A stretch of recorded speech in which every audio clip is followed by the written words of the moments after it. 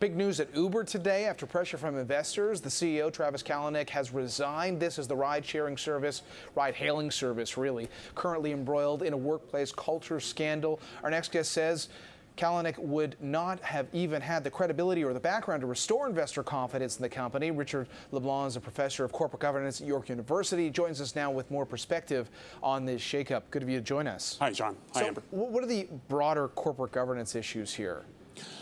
He was clearly not the person. I think what was surprising that he resigned, and normally you don't see that with a founder who has voting shares, is I think the investor pressure.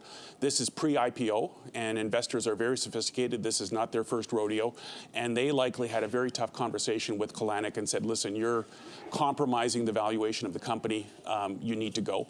And I think the second pressure point was Adriana Huffington, who's a female director and who's heading up the investigation into, I mean, everything. There's drinking on the job, sexual relations. It's just, it's just a mess. And I think she put a lot of pressure. Ariana Huffington, certainly a more recent addition to the Uber story as a board member, but many of the investors we're talking about are not new. They've actually, many of them, the ones who are forcing his exit now, are the ones who were there early on and arguably turned a blind eye to any cultural issues several years ago. That's right. And what they now want to do is exit post-IPO. So they likely said to him, listen, you can be king or you can be rich, but you can't be both. And this pattern of founders reaching a certain level, he's 40 years old, he's never had public company experience. I think in the next selection of CEO, there's an internal bench. There's potential directors that could be CEO. There's Silicon Valley.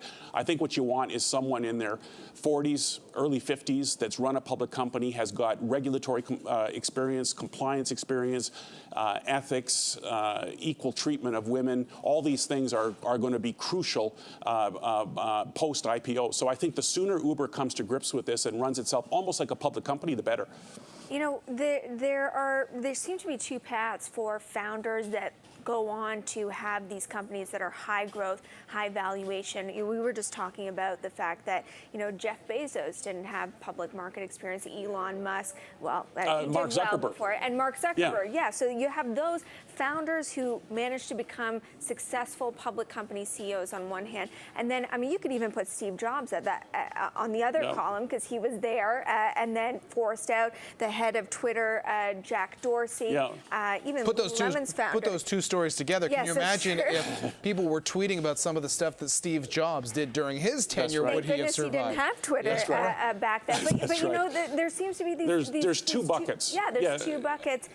How do you figure out, do you have the skills to adapt, to improvise, to learn on the job, to not foul up? And clearly Kalanick didn't have those skills. And I'd argue that the bucket B, which is you've reached a certain level but you're not the guy to take us forward, is a majority. I think the exceptions that Amazon, Facebook, etc., those are largely anomalous. I see. Most of the time you reach a certain level. What reinforces what you're saying right now is a statement we got from one of the early investors, Menlo Ventures, longtime investor in Uber, which in a statement, a longer statement, one of the lines that sticks out is they said, sometimes great leadership means empowering others to lead the task at hand. So I think that kind of embodies what you've been talking about here. And when you look at Eric Holder's report, it's almost 50 recommendations. It's just stunning. I mean, they're clearly, it needs new leadership at the top. They need to fill a number of seats on the board. They need more independent directors. They also need a chief operating officer, chief financial officer. There's a lot of work to be done. And the advantage of having these seats open is that the new CEO, and I think they should go external as well, can bring in his or her own team. But do you also have to ask the question, did it become a $70 billion company because of its environment or in spite of it?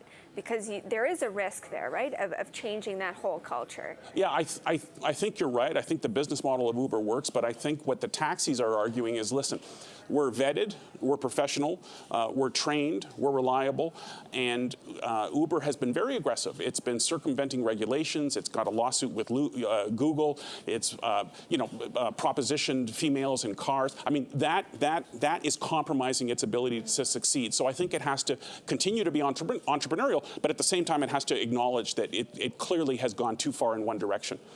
And hopefully the new CEO will have a blend of both, tech savvy and entrepreneur, and at the same time, compliance and public company experience.